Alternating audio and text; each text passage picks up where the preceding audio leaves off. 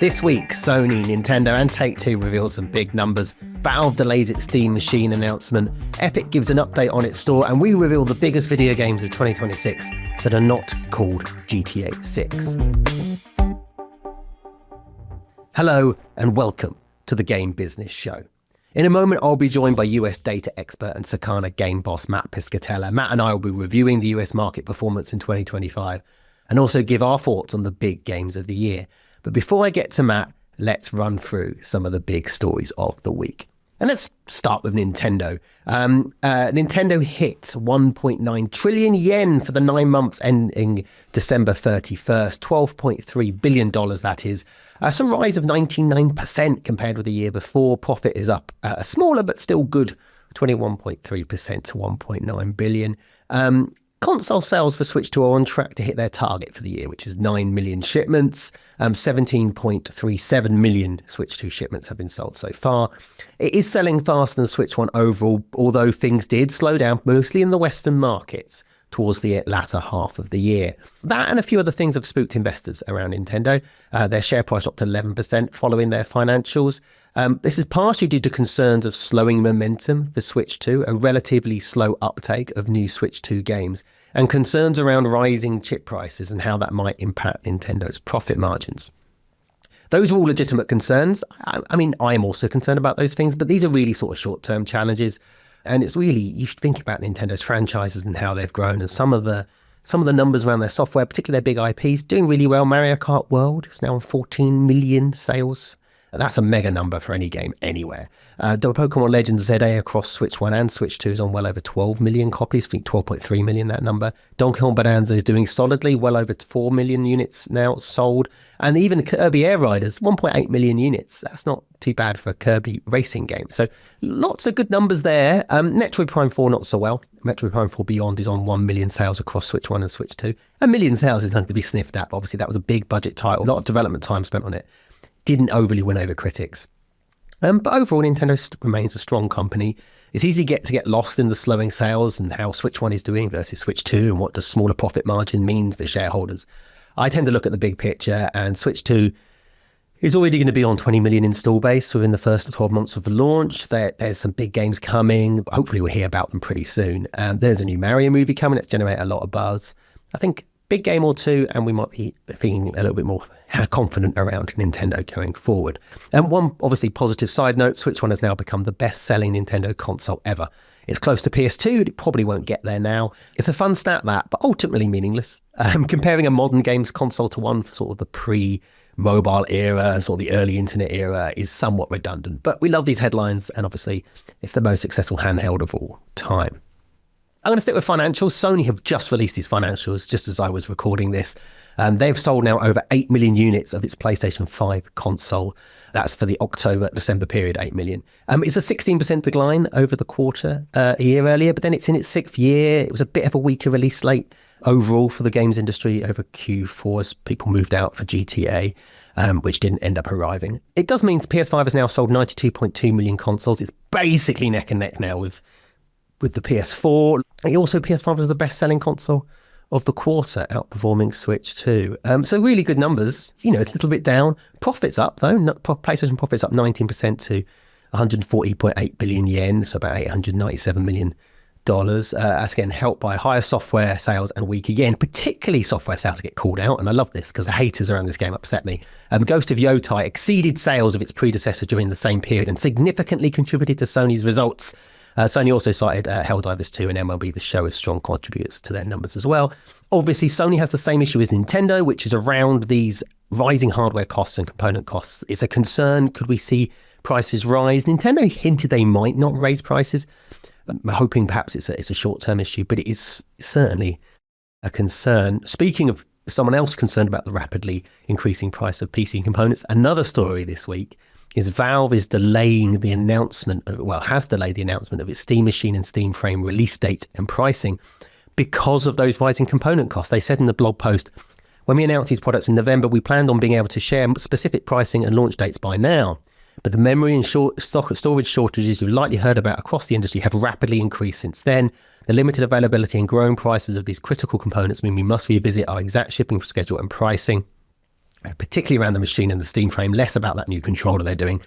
Our goal of shipping all 3 products in the first half of the year has not changed. They're still coming for H1, but we have work to do to land on concrete pricing and launch dates that we can confidently announce, being mindful of how quickly the circumstances around both of those can change. We will keep you updated as much as we can as we finalise those plans as soon as possible. It's a real challenge and a real problem for the hardware space, and obviously, by extension, the whole game industry. There's a few stories that we actually already reported on. If you read the newsletter, you'll know this, so I'll do these a little bit quickly. Take-Two delivered impressive results, 1.76 billion in net bookings for the quarter ending December 31st. It's the highest guidance was 1.6 billion. It's incredible. Everything they did grew. Zynga's mobile games grew 19% bookings. Rockstar's GTA Online increased 27%. NBA 2K, big hit NBA 2K, 30% jump. Really surprised me with that. Who needs GTA 6, eh? Well, obviously we all do.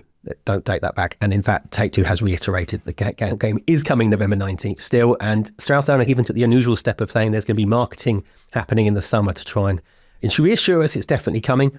Obviously, Take-Two share price took a bit of a dip around this Project Genie AI from Google that was shown, where people can make virtual worlds via prompts. I think shareholders somehow think that everyone could just make their own GTA now, which is going to be a big, big problem for Take-Two. Strauss-Zelnick doesn't think that. In fact, I spoke to him earlier in the week and he said, from one point of view, I'm surprised about the market reaction because I've been optimistic about all things AI since this question came up a couple of years ago. That is how we're built. That's where we started. Innovation is one of our core tenets. Our 3-part strategy, and you've heard this before, is most creative, most innovative, and most efficient company in the business. And the innovation surrounding AI is definitely driving efficiencies, and we think can also drive creativity. Because as tools get better, our teams can do cooler and cooler things. I am more optimistic than I've ever been, and I thought the Project Genie AI release was a great sign of things to come. So you have it. It is a thing. He wanted to stress, though, that the new technology and the new tools will not become entertainment experiences by themselves. He says tools are not entertainment experiences. Creators use tools to create entertainment. It's a strange world we find ourselves in, isn't it? When we're getting these tools that apparently can do something. I don't think it really can do these things, but Strauss didn't dismiss it as I thought he might. A couple of other stories. This is Epic Store released some numbers. Again, we did this story earlier in the week in the newsletter. If you've read it, you'll know this. Their big number is that this is for Epic Store. Player spending on third-party PC games grew 57%, reaching an all-time record of $400 million. Another stat that's sort of tied to this is that 35% of the player hours spent on the Epic Game Store, so that's 2.78 billion hours, this is on third-party games only, it doesn't include Fortnite, were games where developers use their own payment solutions for in-app purchases. So that's not tracked in that 400 million. And so it's potentially even more lucrative for the developers. Epic Store reached an all-time record of 78 million monthly active users. Players logged 6.65 billion total gameplay hours. Third parties hours increased by 4%. It's a slight decline over all those gameplay hours, but that's because of declines on games like Fortnite. Players spent 1.16 billion on the Epic Game Store. It's up 6% year on year. Their free games program's doing really well. 662 million titles were claimed during 2025. And over 77% of those games set an all-time peak concurrent user record on the store during the week of their free offer. This even drove an uplift in people playing the game on Steam as well. So it had a halo effect they're trying to point out. These are some choice quotes, obviously. They've picked some things that make them look good. And overall, it's getting there. It's still moving quite slowly, and they're still way off from hitting their target of being between 25 to 35% of the PC sort of game store market. They're probably still looking in high single digits there for the Epic Store. But they're doing some things, they're adding party chat, community features, a forum style concept. We're going to see multi-platform store soon. I think that's important, the multi-platform store, because it allows them to sort of highlight why they're different. A lot of stuff of Epic Store at the moment it's like Steam, but not quite as good from a consumer point of view. From a developer point of view, obviously, it's great. One of the other things they're doing that I think is interesting that will be different is they're trying to partner with Fortnite, or they are partnering with Fortnite to try and boost sales of games on the Epic Store. So the idea is if you buy a game on the Epic Store, you can get a cosmetic related to that game in Fortnite. They've done this a couple of times in the past, not very much. They did it with Borderlands and Alan Wake, not massively, but they're planning to do it to 40 games this year, starting with Resident Evil Requiem, which is a big game, as you'll hear later on the show. And the aim is to do it to over 100 games a year in the next sort of 18 to 24 months. So that's quite cool. That might have a positive effect. Mat Piscatella on Blue Sky sort of pointed out that we're leaning on a big live service game that's soaking up all the hours to try and boost sales of other games. I don't know. I'm sort of thinking that people pay Fortnite for different reasons than they play a Resident Evil. People aren't choosing between the two experiences. They're not like for like. And I think getting people to come from Fortnite saying, hey, you like Fortnite? You want to play a single player horror story game? I think it's a good bit of promotion. It's no different in my mind as marketing your game on a social platform, really. Epic Store boss Steve Allison told me earlier this week that they also want to see developers think of Epic at the same time as they think of Steam. It's gotten so much better, but the cohort I cover the most from my position is the small developer who's launching their first game that blows up. Whether that's Friendslop or Schedule One or the two-person team that just builds the thing that they love. They don't have a lot of exposure to the industry. They don't know how it works. They just build a PC game that they love and they're going to go to Steam. That is just all they know. We've got to get in their ear. We've got to find them and got to get them to come to us at the same time. Look, we do need stronger competition to Valve. Epic is probably the best positioned one to do that. GOG's good as well, but it's not quite, this doesn't have quite the backing to it. Epic adding community features is long overdue. They've still got a long way to go. But I'm sort of reassured of this, trying to make themselves seem different as well as catching up with Steam on some of those features. Keep an eye on it. And before I wrap up, I'll run over two other really quick stories. Ares Interactive, you may not have heard of them. They are a cross-platform free-to-play games sort of company, has raised $70 million in Series A funding. And this is an Austin, Texas-based company. It's led by Mike DeLate and Nicola DeMasi. They've been busy acquiring studios and games for a little while now. This new funding is going to help them build a next-generation cross-platform free-to-play game company. That's a big chunk. That's a big chunk of funding there, especially for 2026. That's interesting to see. And last one, Obsidian Entertainment says The Outer Worlds 2 and Avowed, two of their big games of 2025, missed sales forecasts. I obviously don't know what the expectations were, but I'm not surprised by that. They didn't really chart at all. There's no plans for an Outer Worlds 3 sort of as a result of that. Although the second one was a good game, and I'd personally point that team towards maybe a Fallout game. Don't know, just saying, quite similar. All part of the same family, Fallout and Outer Worlds. Anyway, there are plans to do more in the Avowed world, however, so that's good news. In an interview with Bloomberg, Obsidian boss Fergus Urquhart said that while Grounded 2, which was also released last year, they did that partner with Eidos Montreal on that, was a hit. Missing targets in the Outer Worlds 2 and Avowed led the studio to think a lot about how much we put into the games, how much we spend on them, and how long they take. They're not disasters, he said. I'm not going to say this was a kick in the teeth. It was more like, that sucks, what are we learning? It's interesting. There's two different ports here. Do Obsidian go down the AA route and become a really strong AA RPG studio doing interesting, weird stuff? Grounded 2, Grounded success sort of points to that. Or do they go down the AAA route and become sort of like a mini Bethesda? Don't know. I'd have to make that decision. That's up to Fergus and the Xbox folks. Anyway, speaking of learning things, that's it for our news segment. Now let's move on to our next topics. The first is about the US games market. The second is on the biggest games coming out of 2026 and biggest games coming out in 2026 that are not Grand Theft Auto 6. And to help me navigate those topics, I am pleased to welcome my guest today. He is the boss of games at data firm Circana, the man behind the US video games charts. It is Mat Piscatella. Hello, Matt. Welcome to the show. What is going on, Chris? Thanks for having me back to talk video game sales stuff in this wacky world we're living in. Yeah. It's certainly tense times everywhere. I've just done an interview with the GDC people, talking to them about these wacky times and trying to entice international attendees to their event. Yeah, I cannot blame the international attendees, that's for sure. It's stressful. Yeah, well, let's talk about something less stressful, video game sales data. This part of the year must be really busy with all your reports and annual data and requests to appear on podcasts and things like that. Yeah, we have all of the end of year reporting, but it's also the time when I go out and talk to all the publishers and retailers about, what we're expecting in the year coming up. So that takes up the next 2.5 months for me. No. It's just going out and laying out not only video game stuff, but Circana tracks, over, what is it, $3 trillion in spending on, discretionary spending in the US. So I'm out there talking about what's going on in auto parts and prestige beauty, which apparently is still pretty hot. So anyways, yeah, we like to present an entire kind of look at what's going on with the US consumer. I want to know what's going on in prestige beauty now. I'm not into what is prestige. You know what? I'm not going to ask that question. Yeah. Fair enough. I have to say, when I saw the November numbers, and we spoke last, I think it was October data, I was concerned. You were the only one. Yeah. I was stunned, I think, actually. I know we've been expecting some form of the consumer market to pull back at some point, but that was stunning. But December seemed a lot better. Yeah, it was. December was better.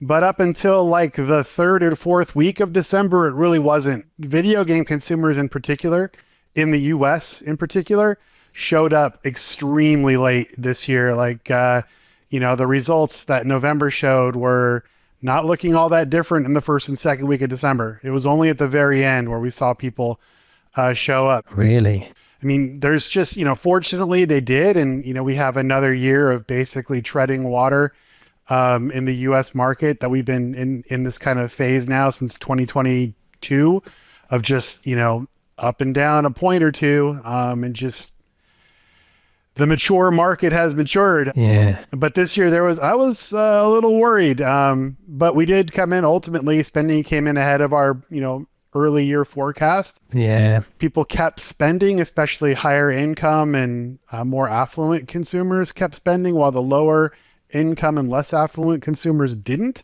So there's all kinds of warning signs in this market, but just looking at the 2025 window, it held up barely. Yeah. Why do you think they came in so late? Well, a couple of things.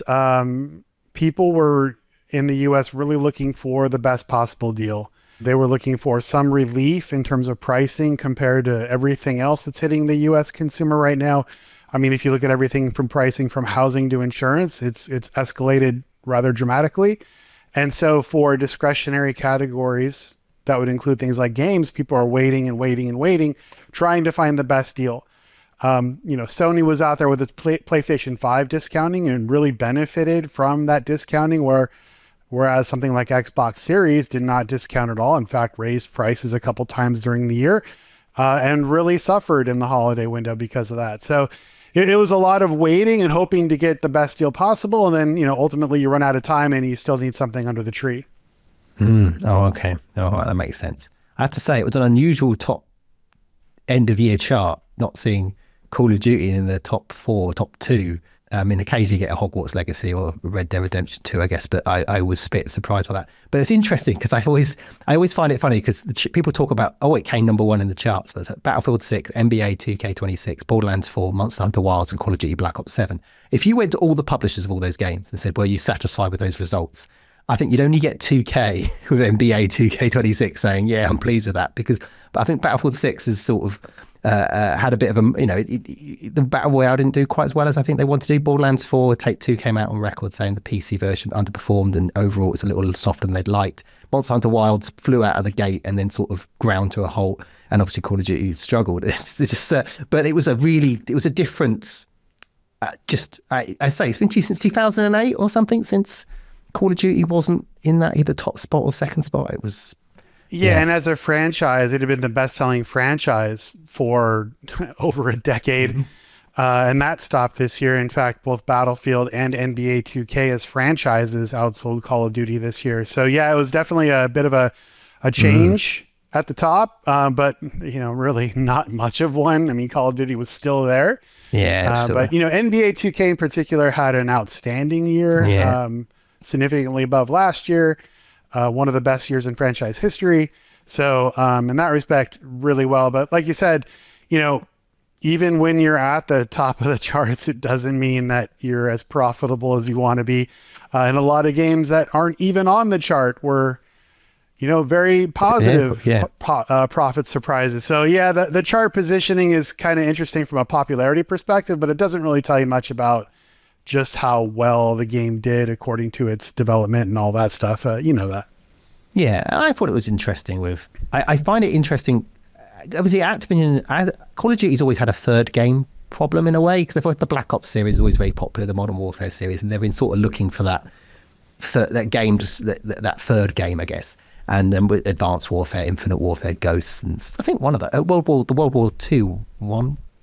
Is that? Oh, I got that war, the right war there. That did all right, I think. But they've had that sort of trying to find it, and their effort of having Modern Warfare 2 followed directly by Modern Warfare 3 and a Black Ops 7. That doesn't seem to have worked. They've actually gone on record saying they're not doing that anymore. And you have Warzone in the mix, and you had mobile for a while in the mix, and so they have the combined launcher now, which used to be called Call of Duty HQ. That's now just Call of Duty, which isn't at all confusing for the bestsellers charts, as those all kind of, or the engagement charts, as those kind of roll up together.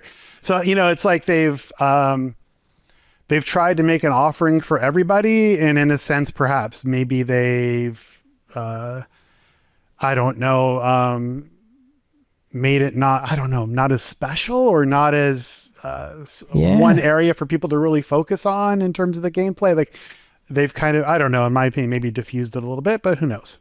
Yeah, well, no, they're part of Microsoft. I always think, I know they separate these things in different silos. When you've got games like Halo and all those other first-person shooters, there are different approaches you can cut this. Yeah. Well, Matt, I want you to challenge me on this. I want to talk Switch 2 quickly, because when you were last on, we spoke about how Switch 2's sort of next big test was going to be Christmas, and looking at the figures across the industry, not just the US, I'm a bit of a Switch 2 fanboy, so I was really, really hoping to see really great results. I was a little disappointed. Now, I did compare the Switch 2's first Christmas to the Switch 1's first Christmas, which might have been a bit unfair, because Switch 1 had Mario around that time, and supply was obviously improving. The supply situation was completely different with Switch 1 to Switch 2. But what's your review of it? Was I wrong? Well, so it came in at 4.4 million US. We had an initial forecast of 4.3 million. I had revised that up to 4.5 million. So the early sales were so strong that I did bump up our outlook a little bit, but ultimately we're kind of, right in the middle of that in terms of the results. I always thought that because the supply was so strong at launch that we'd pull forward some demand, just because the people that wanted, that first year early adopter, the people that wanted one could get one basically anytime they wanted to throughout the year. And so there wasn't that late year inventory inflow that we may have seen in prior generations, including like Switch. So I was assuming we'd get some pull forward. So ultimately it kind of did what I expected it to in terms of that pull forward, holiday not being quite as strong in terms of a decay curve. Oh, okay. Well, I'm going to get technical, but because inventory was so available early, I just thought we wouldn't see the holiday bump that we may have had in previous generations. That kind of worked out okay. I don't know. It's fine. It's not amazing considering the launch, but I wasn't super bummed by the holiday performance from the launch. It was just fine. But yeah, we'll have to see what happens when they actually start getting, more games and try to really emphasize and get that mass market adopting.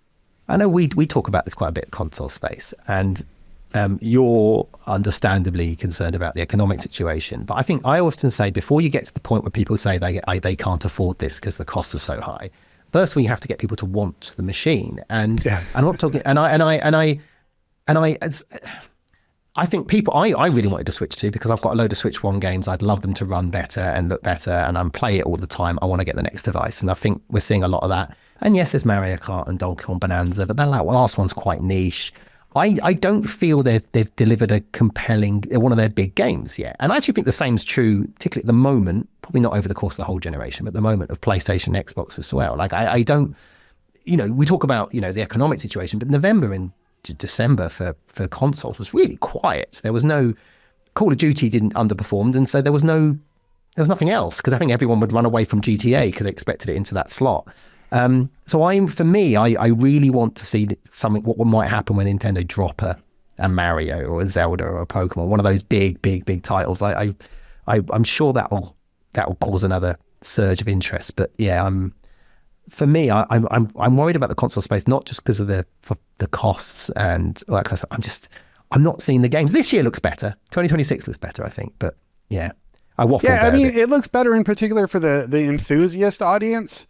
But I don't know if it looks particularly better for the mass market general audience that, has their big game, their Fortnite, their Minecraft, their Roblox, their whatever, that they'll just keep on playing. I don't know. I look at the slate and I go, okay, for the enthusiasts, they've got a bunch of stuff. For everybody else, it's kind of like, all right, whatever. But we'll have to wait and see, like maybe and I know we're going to get into it, but maybe like a Marvel's Wolverine or something can get some mass market attention. But a lot of the games on the slate that I'm looking at, they're very targeted towards that hyper enthusiast audience. But I'm sure we'll chat more on that.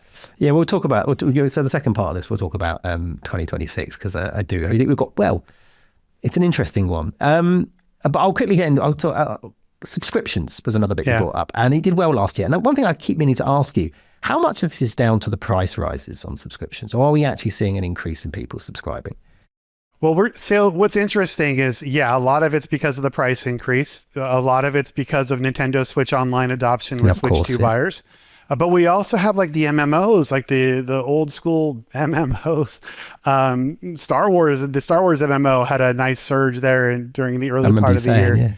Yeah. We've had it's pretty widespread gains in subscription adoption. And I think a little bit of that is people looking for value. They're like, all right, well, I'm going to try to be smarter. I'm not going to buy this $70, $60, $80 game or whatever.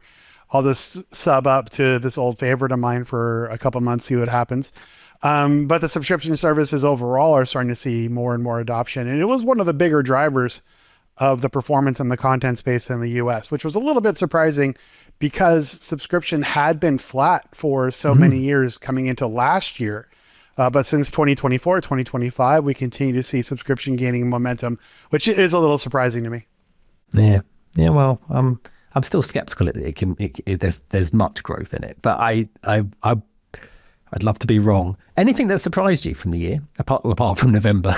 Well, I mean, the NEX Playground, we've talked about that to death, but that was probably the biggest shocker. In terms of just what it did over such a short window because they had stock. Now we'll have to see when units start flowing again, are people going to show up again? Or was that like a flash in the pan? Really tough to say what's going to happen there. But I did think it showed that there is still an appetite for family-friendly gaming content, which as an industry, especially in the console space, it's moved away from quite dramatically compared to say the mid 2000s or even the early 2010s. So that's interesting, and hopefully some additional companies start latching onto that. That would be great to see. Have you played one, Matt? I was not able to get one. I have an NEX Playground. It's not out in the UK yet. It's now out in springtime, I think. But they sent me one after I spoke to the CEO in the last year, and I have to say it was the perfect. It was like that Wii Christmas again, where you stuck it under the TV, and the kids were playing it all Christmas Day and all Boxing Day, and it was great. But I don't know how much longevity is in it. It's they've got a subscription service now. So the idea of just having one game and eventually getting bored of it, there's always going to be a variety of games. But even then, like half the kids' games that are on there, like some of it's just musical statues and things like that. But I don't know. It's a cute little product, though, I have to say. Yeah. And the other thing that surprised me last year, and maybe I shouldn't have, but the real boom in the PC games that are designed to be played with friends, the RV There Yets and Section 1s and Peaks and all of these games like that. That was the steady stream we saw last year of small successes where these games that would show up for 2 or 3 months, but really drive big audiences in a short time window, particularly on PC. That was fun to see and really interesting to kind of watch which was going to be the next game of those to really pop. And that's, it's a fun, low cost, high churn space, but if you hit, you hit. And that was kind of surprising, kind of fun to see. Yeah, it was fun to see. Well, shall we talk about 2026? Sure. I mean, obviously we know what the biggest game, if it comes out, assuming it hits its target, GTA 6, we know what the biggest game of the one year of these years, right? It has to come out eventually, right? I was just thinking it's out November 19th, I think, and that should lead to a pretty good, theoretically. We'll have to go back and edit this before we finish recording. But that should lead to a pretty good Black Friday, right? That's what I'm thinking for Xbox and PlayStation anyway. That you'd hope. You'd hope. Yeah. So the only thing you really have to go back and look at in terms of benchmarks is GTA 5's launch in 2013, and then the launch of the remasters, and then maybe like a Red Dead 2 or something to try to see the impact on the total market. And you do see an impact. I think it's a lot lighter than people assume in terms of the number of consoles and accessories that are sold directly as a result of a new GTA coming out. But there's still a noticeable impact. And yeah, I mean, anytime you have what's expected to be the biggest entertainment launch in world history shows up, you'd assume you'd have a good holiday. And if Call of Duty could rebound a little bit, if we still get a strong NBA 2K and, it should be. And if we get it, and if, like you said, if we get something crazy out of Nintendo in the holiday window, then hey, great. I mean, the only thing coming on the other side of that, which could really hinder things, is if we start getting some massive price increases on console or PC products because of what's going on with RAM and storage and all that. So it's there's a lot of reasons for optimism, and there's a lot of reasons to be very cautious. You have to somehow tread that line in your predictions. GTA 5, I went back and looked at GTA 5 because obviously it launched like 2 months before the PS4.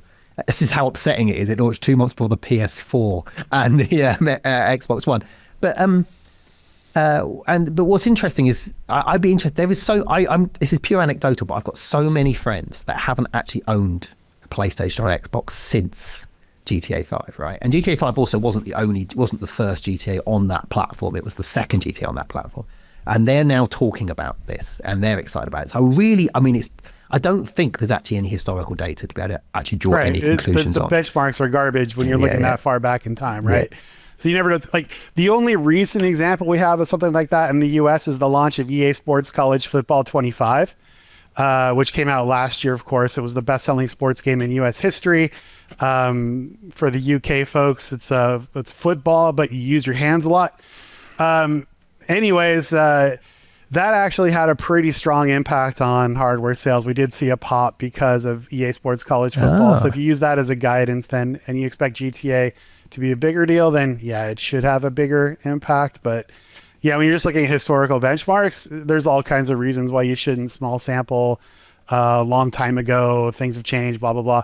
But we'll see. But yeah, you're right. It should be a really good holiday. Pending everything else in the world working out okay, and we'll have to see about that. Yeah. Well, I asked Level Up for what were the biggest games based on. They do things like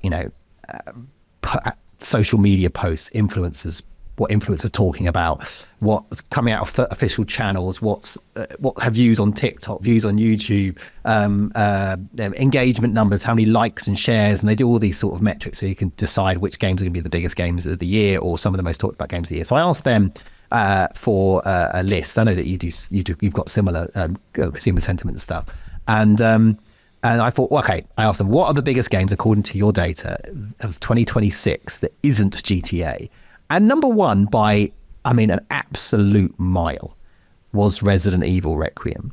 And it's also number one on Steam wish lists as well. So even if you get into that sort of sector of the thing, it's number one on everything. Engagement, views, publications, creators, every metric they've got. And look, I love Resident Evil. It's one of my favorite non-Nintendo franchises. It probably is actually. And I'm very excited for Requiem. But I'm so surprised at how Capcom have maintained that series and just kept that so vibrant. And this one seems to be a level above. I don't know what you've seen, Matt. Yeah, so we do purchase intent tracking as well, and that aligns with what we're showing. Grand Theft Auto 6 is off the charts in terms of purchase intent, and our historical tracking is the best ever. But right now, in terms of upcoming releases, Resident Evil Requiem is number 2. So yeah, our data supports that as well, that this is just a very highly anticipated game. And coming off of, Village and some of the other things Resident Evil's done, I get it. Like the brand strength has definitely been improving. But yeah, this is a little bit stronger than I had anticipated too. So we'll have to see. And, that ultimately means a bigger day one. And pending the game's success and how well it's received, it could lean to a longer tail as well. But it's exciting to see people so hyped up for it. Interested to see if it can really break out into the mass market more. Well, yeah, I find it a really fascinating series. I really do. It's Resident Evil Requiem. I'm a big Resident Evil fan. It seems to have combined. If you've played Resident Evil Village, there's a level which is like a doll's house level, which is where you don't really have any weapons and it's terrifying. Resident Evil Requiem seems to be part of that, and then the part Resident Evil 2 remake was a lot more action packed, and Resident Evil 4 as well. Which I think is an obvious evolution for it. It doesn't feel radically different to other Resident Evil games. It looks great, but anyway. It's doing very well. It dominated Summer Game Fest. It dominated Game Awards. One thing I want to say, actually, all this data was based on 2025 numbers. So there's a few things missing from this, like Tomb Raider's not on my list. And I don't know if it would have been otherwise, but Tomb Raider obviously got announced, Tomb Raider Legacy Atlantis or whatever, got announced quite late in the year last year. Forza and Fable aren't on this list either. And Forza was announced at Tokyo Game Show last year. It wasn't properly revealed until a couple of weeks ago. Same with Fable. So those games are missing, and maybe they'd have charted somewhere in this if otherwise. So if people wondering where they are, it's just might be the element of the data. And actually, everything else on this list, it largely depends on how you track it. I'm tracking this by engagement, which is like shares, likes, comments, and that kind of stuff, rather than. But you could, if you do this. But number 2 in terms of engagement was Lego Batman. Mm-hmm. It's not necessarily getting a lot of coverage from the media. No, it's getting some. It's number 9 in terms of creator media, number 10 in terms of publication coverage. But number 2 in terms of engagement, number 2 in terms of video views. It did very well at Gamescom. It's which is good. I mean, GTA and Lego Batman are both British-made games, so I'm very happy to see 2 of those coming up quite highly. So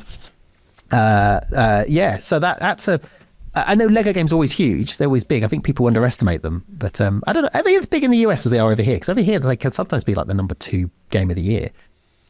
Yeah, I mean, I was at Warner for a long time, worked on almost all of the Lego games, and it was the very silent success, and it tailed off for a bit, but the Skywalker Saga did exceptionally well. A game that people sleep on in terms of thinking about the market potential. And Batman's never been Star Wars in the Lego world in terms of sales potential, so I don't think it's going to get to Skywalker Saga numbers. But yeah, in terms of our player purchase intent, it's number 2 is on our list as well, behind Requiem. Oh, really? So again, tracking pretty well there. And yeah, like it's one of those games that will do okay at launch, but the tails on Lego games, especially because they discount rather aggressively later in the cycle. Like I think over the holiday you could pick up Skywalker Saga on Switch for, I think it was like $5 or something crazy. Like they do some really aggressive high-low promotional pricing later in its cycle. And so, yeah, this would be one of those games I think is going to sell for a long, long time. Number 3 on my list, well, number 4 if you count GTA, but I'm not. So number 3 on my list, also partly made in the UK, is 007 First Light. Is that on your list as well? It is, but lower. Perhaps this is just a regional thing. Maybe 007 is going to be stronger in Europe than in the US, I think, based on historical data. But yeah, a little bit lower on the list, but yeah, it's there. I'm a little worried. I don't know. It's coming up highly, but they worked very hard to get it to that point on the list. There's been a lot of activity, a lot of promotion, a lot of big name actors announced to it. I hope it does very well. I love IO Interactive. They're a great team, and the game looks great. But in a way, Lego, Resident Evil, GTA, James Bond, I feel like I'm reading a top 5 games list from 1999. Like it's, right? I can't. It's very console as well. Well, they're selling to the same people. Yeah, because people playing console in 2026 are the same ones that were playing console in 1999. But that's a whole different conversation. Yeah. But yeah, I mean, 007, right? They've done all kinds of promotional work. They had that little bit of a stumble there in terms of the PC specs that got a little bit of run on social media where they announced 32 gigs of RAM were a requirement. And no, it's 16 gigs. It's cool. So it's kind of interesting. I think people want it to be great. But I have my gut feeling tells me that people are kind of like, I hope it's great, but we'll have to see. I like what I've seen of it, but then I feel like I'm, as a 40-year-old British man, I feel like I'm exactly who the target audience is for this. So yeah, you have to, or they'll kick you out and take your tea, man. Yeah. It's like Paddington and James Bond. If we're not in that, Ooh, let me get Paddington as a secret agent. I'll play that game. Oh, that's a mod. That's the mod waiting to happen. Number 4 on. So what's number 3 for you? What was number 3? Wolverine. Okay. Well, that's number 4 on my list is Wolverine. Again, another console one. There's not been too much revealed of it, really. I mean, I know we've had a teaser and a trailer. There's a big reveal for it. I don't know about this one because it feels more God of War than Spider-Man. And I was a big fan of Spider-Man, but Insomniac rarely. I don't put a foot wrong with this kind of thing. I think you've got the IP and the studio and Sony's marketing muscle behind it. Yeah, and it seems to be targeting exactly the sort of thing that PS5 fans like. Yeah, and if you like, can we talk about the branding a little bit? I think that when Spider-Man came out and they had that bright red background and the hero prominent and all of the coordinated efforts across all media and in-store, like I don't know if anyone does the selling effort at the retail level whether that's digital or physical, than Sony does right now. And I think this Marvel Wolverine branding really pops really well and is going to grab a lot of attention on the front page of the Sony storefront or even in what remains of retail. I don't know. I just think they do such a phenomenal job of retail merchandising, and that doesn't quite get talked about very much. But it's a very striking. I always say that somebody pointed out to me years and years and years ago. Do you remember the game Enslaved: Odyssey to the West? Yeah. It was an advert on the tube underground, on the underground in London. At some point to me said, that's just a mess of colours and images, and it's just too much. And then you look at something like Spider-Man and like Wolverine, that's gonna be quite a. It's very striking. It's striking. It's attention grabbing. I don't know. It's a minor component, right? But I'm a sicko that comes from retail merchandising and retail marketing when I first started in this business. And I'll just look at that and go, damn, you guys know what you're doing. That is just beautiful. Anyways. I spent 9 years on MCV magazine, retail merchandising and store placements and box arts and stuff. All my, all very much my domain too. Yeah, in the US in particular, like the Marvel thing always works really well. Insomniac, the whole thing. But ultimately, it'll come down to, you're right, in that it's a very different style of gameplay. But I'm sure they're going to put enough Insomniac in there to. I'm confident they're going to put enough Insomniac stuff in there to really drive the gameplay. They're one of my favorite developers, and Sunset Overdrive was one of my favorite Xbox One games, and Spider-Man 2, Ratchet and Clank. I actually tested Ratchet and Clank once. It was one of my first projects I worked on. Yeah, I want a new Ratchet and Clank with Paddington. Give me that. Paddington and Clank. Let's do it. Number 5, I don't know. Is this even on your list? Is on the level up list. This is in terms of engagement. It comes a little bit lower in terms of publications and stuff.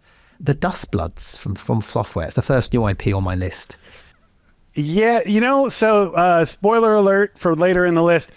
All these games we're going to talk about, for the most part, aside from some Marvel stuff, they all blur together for me. It's just, it's all kind of the same, very dark, gothic, violent. A lot of these games kind of have this vibe, and that'll speak to that enthusiast audience. But we're starting to get into that more niche part of the list they got going here. The Dust Bloods, because it's a From Software games, obviously generate a lot of buzz, a lot of excitement, a lot of conversation. I can see why it's done well on this list, but it is on it's a Switch 2 exclusive. Mm-hmm. So, and therefore I'm immediately thinking Bayonetta numbers, not Elden Ring numbers, right? And PvPvE, right? It's like 8-player kind of. It doesn't feel like a Nintendo Switch 2 game in terms of its typical audience. And so, and the fact is, on my list, the Dust Bloods is number 5, but Pokopia, the new Pokemon game, isn't on the list at all. And if you were to point a gun to my head and say, is the Dust Bloods going to outsell Pokemon Pokopia? Of course it's not. No. It's interesting it's on here, and I guess it's because of the type of game it is, that enthusiast audience, that conversation that happens on social media and stuff is generating things. But we're getting to that point where, you know this as well as anyone, the hyper enthusiast audience online and what it talks about is quite different than what the average video game player is talking and thinking about. Like there is absolutely a portion of the audience which is very high spend, high engagement, incredibly critical in terms of its ability to evangelize or even demonize products to friends and family. They're very influential as a group, but it's a small group. And what they really are into is often different than what the mass market will be into. Well, what was number 5 for you? Is it similar? Well, we had Tomb Raider on our list. It's a little bit more recent in terms of our analysis. The console one. But Pokopia, yes, that's how you pronounce that, was behind Wolverine for us. I see. That's I think that could do well. I'm interested in that one. I look at the Switch 2 lineup, and I know Nintendo will announce something for the end of the year. They always do, but that's one to watch. I think. I mean, it's the biggest entertainment brand in the world right now, right? So put out whatever you want, it's going to sell. Yeah, but how is it something? I mean, the sort of an Animal Crossing style, Dragon Quest Builders style game. I think it could. You've seen this stuff, this set fire before. Number 6 on my list is Marvel Token, and there's also, if I go a little bit lower down, number 9 is Invincible VS. I find fighting games do they have a very specific, very noisy audience of people who do a lot of sharing. Their engagement is always quite high. I think that's why these two games are on the list. I mean, I know that they've been getting, I think Marvel's talking might be even a Sony thing. I don't even know if I pronounced that right. But it's these games tend to do quite well with a certain very specific audience. It's a small one, but the noisy one. And I don't know if do they appear on your list at all? Well, Marvel Token does. I don't know if we have Invincible Versus in our set. Invincible Versus for me, number 17 in terms of creative coverage, number 14 publication coverage, number 12 in terms of video views. It's not that high, but number 9 in engagement. So it's like it's I guess it's just that conversation I was telling you about. Right, it's that hyper enthusiastic audience over what is it? Overperforming its weight, basically. But yeah, for us, when I'm looking at our list, like Marvel Token, that's down there for us. With, I mean, not down there. It's still like it's still in there, still higher. But it's in the world of what's down here with it? Warlock Dungeons and Dragons, Yoshi and the Mysterious Book, Mega Man Dual Override. Like it's kind of in that second tier. Okay, yeah, Yoshi's interesting now. They've got, because obviously I think that's coming out around the same time of the movie, and obviously just revealed he's a star of the new Mario Galaxy movie. Yeah, those kind of games are the ones that perform far better commercially than they do on something like a purchase intent or other survey work with gaming audiences, right? It's kind of that split again. All this list will be, by the way, on the newsletter, but there's a few things here. Reanimal comes in quite highly in almost every list. It's number 2 in Crazer. Now, Reanimal is from the people that did the Little Nightmares games, particularly the first and second one. They didn't do the third one. The third one didn't do as well as the first two. And this one looks very, very Little Nightmares-y. And that has quite a big one, actually, active, engaged audience of fans. I did a Comic-Con panel with the Little Nightmares 3 team, and it was a really busy panel. I was surprised at the amount of people in the room. And so I'm not too surprised to see it up there, but it's actually one of a few new IPs in here. I think that's another one of those sort of quiet ones. People, I know it's a core audience, a niche audience, but it's one of those quiet ones that's always hovering around in the top parts of these charts. Yeah, the games like this, Reanimal with its $40 price point at launch, like I'm not saying it's not justified at all. People should charge as much as they can for the games they make. But I wonder how much an audience will be there day one for a $40 price for a game like that. That's just, kind of how it all works. I hope they are. But I'm wondering how that's going to impact things as well. Yeah. And then another new IP is The Blood of the Dawnwalker, which came out pretty high on most charts, which is it's from, I think it's The Witcher 3, some of the people that worked on that. I saw that at Gamescom. It looked very European RPG, right? That's the way to describe it. Which, they're big. They're big, and I know it's a new IP and stuff, but I think people are excited about that. I think if you like The Witcher, there's a good chance you'll probably like this one. Yeah, it's another one of those kind of games that you expect to have a very, very long tail that people are going to hang out with for a long time. Maybe smaller in terms of the overall audience, but more deeply engaged for a longer period of time. So I think I'm expecting that one to be more of a slow burn. But yeah, really, I hope it really finds a strong audience, because it's a cool looking game. I'm interested in that one, so we'll see. And I know we're into this sort of mix of Phantom Blade Zero is on the list. This will be because of, I imagine, China, because it's a sort of, I can never pronounce it, wuxia storytelling sort of game. That's in there. It's sort of there and thereabouts. I guess it has that sort of black myth sort of appeal going on with that. Is that on your, I guess yours is US. I'm interested, is that a US, is that thing that's US, or is this more of a global thing? It's not in our current look. So we go to consumers with a list of games, but we don't have every game on there. So we try to identify which ones might fit. So this one we might have to add. Yeah, well, it's interesting. I mean, it's number 5 in terms of wish lists on Steam. I'd randomly grab the the list of the top 10 wish lists on Steam to try and get see if I was missing any, and we are missing quite a few. Somewhere Simon's ears are like, wish list Steam, I'm gonna come over. Yeah. Well, this is Simon's list. Yeah. There you go.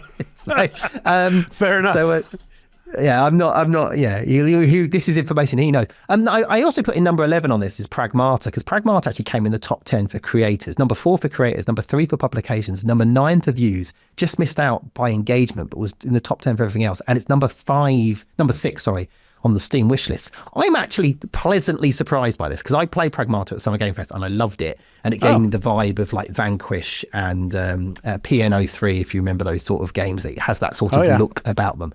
Those all sort of Capcom games. I'm actually surprised this is I'm pleasantly surprised, I want to say, that it seems to be getting quite a lot of engagement. It's not the new IP. I thought it was one of those old school Capcom games that don't really do very well, but hey, it seems to be doing all right. Yeah, full confession on this one for me. Every time I see the name of the game, I go, I've never heard of this game before. And then I go look it up. I go, it's this game I've seen a bunch of times, but I keep forgetting exists. So, maybe I'm not the best one to ask about this one. I don't know. Well, yeah. I've seen the trailers a bunch, but for some reason, the name of the game and the game itself just kind of keeps disassociating in my brain. Yeah, it's I can see that. I really sort of, can I say, I loved, even though it's nothing like PNO3, it has a similar look to it. The old GameCube game from the Capcom 5, if you remember that. It gives that vibe to it, but I really, it's just very fun. It was just a very fun game to play. It's very, awesome. Yeah. I'll have to remember to try it next time I forget the name. Like, that game, I got to try that game. That's right. What is it again? That's on me though. On mine, I mean, there's one game that was on the list very highly, and I think it's probably because of China. There's a game called, how to pronounce this right, Ananta, very highly rated. It's actually within the top 3 on Level Up's data, but it doesn't. There's no official confirmation when that's out, whether it's 2026 or not. So I didn't put it in the list. And there were other games that made the top 10 for certain metrics, but not others. Saros, Onimusha, and Nia 3. So they didn't make the list. And I also, as I say, I got the wish lists out from Simon and Game Discover, and there's a few like Slay the Spire is 2. Slay the Spire 2 is the second most wish listed game behind Resident Evil. Forza Horizon 6, number 3. So that's quite big. Then it's Reanimal, Phantom Blade Zero, Pragmata. The one that I'm really looking forward to is Mouse PI for Hire, which I don't know if you've seen that. It's a first person game that looks like it's Cuphead. I think it's I'm all over that. And then there's a few other, there's Outbound and Crimson Desert and Gothic 1 remake. That's also in the top 10 wish list. So again, quite different. Obviously it's only Steam, it's only one platform. Is there anything else that you're on your list, Matt? So from our purchase intent list, I think we've covered almost all of them. I mean, the fun part about this market, right, is that some game will come out that literally no one's ever heard of, and be the biggest thing in the world out of nowhere. Or like a Helldivers 2 will show up and you go, I kind of remember Helldivers, but then it becomes the biggest game in the market for 3 months. World or Clair Obscur or an Arc Raiders. Like it happens again and again and again and again. This is not the list of the best-selling games of the year. It's not. It won't be. No, it's beautiful because these games, it's not just the games that we're anticipating. I mean, ideally, in my ideal world, the video game industry would be much more like film and say, hey, this is what's coming out, but we have to hide everything and be weird about it for some reason. One of the games that's popping up recently, it's already out in early access, but No Rest for the Wicked. We're starting to see that kind of climb up in terms of the momentum we're seeing. So kind of keep my eye on that one. In terms of the recent games, like you've covered High Guard a lot. By the way, I had no idea Dusty Welch was involved with that. I worked with him way back in the early Call of Duty days. That was kind of fun to learn about. But yeah, we're trying to keep an eye on like some of these even more recent games that have been coming out and watching them climb and fall depending on whatever weird things are happening. This is what makes this market so fun, right? It's like you can have like your most anticipated list and then you come back at the end of the year, you're like, well, half of these games didn't come out. 2 of them did way better than expected. The one we thought was going to do great bombed. Like it's always kind of fun to see the madness of this market. It's fun. I like being a reporter, not an analyst. I have to say, Matt, I don't envy your job. I like being able to say, "Oh, Star Wars Outlaws underperformed." I don't like saying that, but but not having to predict that, and then saying, "Oh, but then Arc Raiders came, Battlefield beat Call." These things that you would just next playground. Like I'm glad I can report on that and see that and just talk about it. Isn't this interesting? Isn't the rise of the niche really fascinating, and not have to put a number on what's going to do well and what's not going to do well?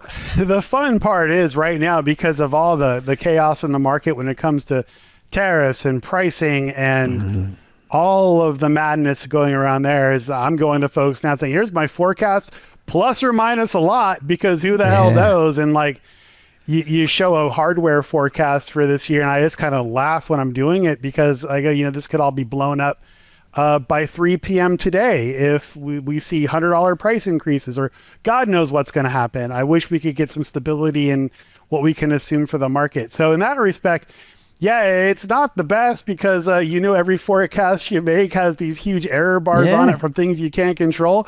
But on the other hand, you can kind of go, well, hell, I don't know. Do you? And people go, no, I don't know. And then, it's cool. Because people just know that there's a lot of wiggle room in there. Well, a lot of people are asking me how I felt Nintendo's going to do this year. And I said, until I know what they've got in their slate, I don't know. Like, I look at their lineup now, and it's a bunch of older games with new content added to it and Fire Emblem. And if that's the slate for the year, which it won't be, I'd say that's going to be a tough year for them. But if they suddenly announce, we've got a 3D Mario game and a brand new Pokemon game at the end of the year, then opinions are, in that case, expect something significant. It's difficult to know with them. They can never predict. They do, and they'll announce late. That's the thing with Nintendo, is they have a habit of going, we'll tell you what we got coming out in October and September in June, and it's, and how do you factor for that? Yeah. And they have ninja attorneys, right? So no one wants to cross them that has any brains in their head, because those people, if Nintendo's lawyers wanted to do anything they want to do in this world, they could achieve it. I'm convinced. But you touch on it, right? There's a difference between forecasting and prophecy. Yeah. And a lot of the times people want prophecy.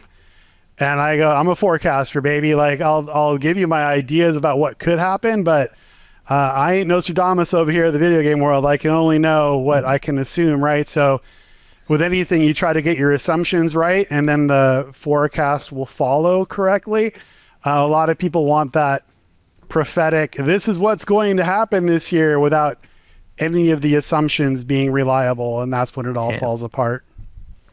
I will say, when this list came together, I expected to see a load of weird PC games, but what I actually got was a very console-friendly slate. And maybe it's an old-school console-friendly slate, because Tomb Raider's not on my list. I think it's on yours. But Resident Evil, Lego, Bond, Marvel, Tomb Raider, the Dust Bloods, which is only coming to Switch 2, Pokemon on your list. I don't know. Maybe it'll be a good year for consoles. Maybe, or maybe that all of the PC stuff that's gonna really move the needle hasn't even. Yeah, we have no idea. Yeah, we have no idea it's there, right? You never know. We could have one of the best-selling games of all time getting ready to launch in June, for all we know, and we have no idea until it shows up. Again, that's what makes it fun, but also maddening. Yeah. Well, I'm conscious of the time, Matt, and we've gone through the biggest games according to the internet, and we look back at 2025 briefly there. What are you looking forward to? What is what's top of your 2026 wish list? The top of my 2026 wish list is that tariffs go away, we get some stability in pricing, and we understand what's going to happen in that area. Like, that's what keeps me up at night, is the impact that's going to have not only on the hardware manufacturers, but on consumers and downstream on the publishers. So I know, like, the question's more about what games are we excited about. No, that's fine. But I asked that question expecting a game answer, and I'm pleasantly surprised when I get a business one. It's great. I'm terrified is not the right word, but I'm extremely concerned. Anxious is a good word. By the uncertainty in the marketplace, everything from interest rates down to availability of component parts. It's tenuous right now. And what I expect to see happen is people fall back on devices they own, playing games they know because of the uncertainty. And I hope that doesn't happen. I hope we get these new games. on devices that people can afford and want to buy. And perhaps that all happens, which would be great. And I'm not saying it's not going to happen, but what keeps me up at night is the uncertainty. Yeah. And sometimes my anxiety spills over into the articles I write for people cross with me for being downbeat or anything negative. It's often, hey, brother, I'm worried. I got some emails after the November release from some folks that weren't very happy. I'll tell you that.